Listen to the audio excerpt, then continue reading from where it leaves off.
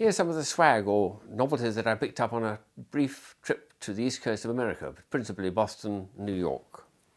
Some nice variety here too. This I've never seen before was a one-piece jigsaw puzzle. This is the easiest version for very small children. And the entire piece makes a picture this side and also on the other side, just about. But the odd thing about it is it's just a single piece of sort of plastic. And a very small child would have very little trouble in putting that together to make the picture that we first saw. A nice idea for a one-piece, or they called it actually a pieceless, jigsaw puzzle. That was a good find. This bizarre thing from Japan is a coin bank which eats the money. Switch it on, get the money out, put your hand in front of it to get it working, and the mouth then wants to eat the money. A bit more. Oh, and another one. Then some more. Oh, oh, oh. Any amount of money it'll take in its strange rubber green face. Turn you off. But what a strange bit of Japanese wonder. And here's a very strange thing indeed. My favourite nonsense toy is a pickled gherkin, which yodels, would you believe? Push the button and...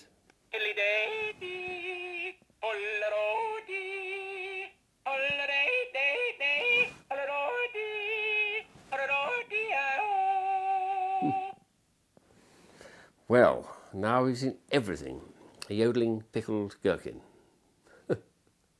These are just a couple of silly notes I picked up. One purports to be $1 million, this one here, and the other one $1 trillion. Lots of noughts in it, and of course just play money. But that's something you can often find in America. This is a crazy idea for a bath plug. It looks like a person's gone down a whirlpool and all he's got is a hand sticking out.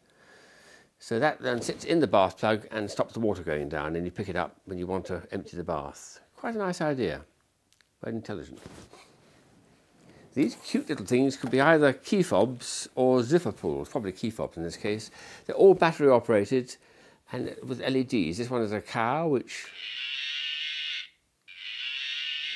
moos. Here's a frog which ribbits. And lastly, a little ghost who howls at you. A couple of interesting spinning tops, which I was pleased to find, both electronic. This one you need to switch it on, there are batteries inside, and when you spin it, you get some very nice patterns, better than many I've seen of this genre. And of course, eventually the top will stop, and then you will need to replace the batteries when they run out. The second one is an old idea which I've had for some time in my collection. You twirl it like that, but it lights up. But the clever part about it is that there's no batteries to put in it. So when I speed it up, it'll perform. The LEDs will go through a little light show, and not one little battery is needed inside it to power it. It falls down fairly quickly, of course, because it's got to push against a lot of friction and the dynamo. But what a nice idea. This is one of these lovely topological things which you turn like a toroid inside out. It makes a lovely series of shapes. This strange honeycombed type paper. Quite robust, but very beautiful. Each one is almost like a spinning top. And that was a very nice find. I do love geometry toys. A formidable elastic band, the biggest I've ever seen in my life. It's about 5 foot long, I think, when it's fully stretched. Amazing strength, this one. What you'd use it for was the biggest catapult, I don't know what.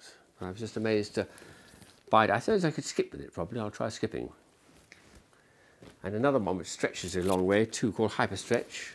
He's filled with a balloon-type thing inside which you can squeeze to make his face bulge like that. And it's very soft and pliable, makes funny noises. And you can wear it around your neck or whatever. Kids love the feel of it. It's got a nice feel to it as well. A cute little biro, ballpoint pen, which when you press it on a paper to write, animates the little monkey at the top.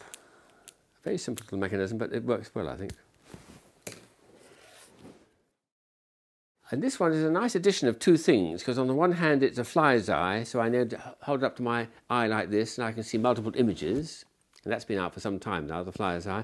In addition, they've surrounded it with a nice moire pattern. So when I turn the top piece of clear plastic, you get this very, very nice moire So it's nice to see two things being joined together into one product.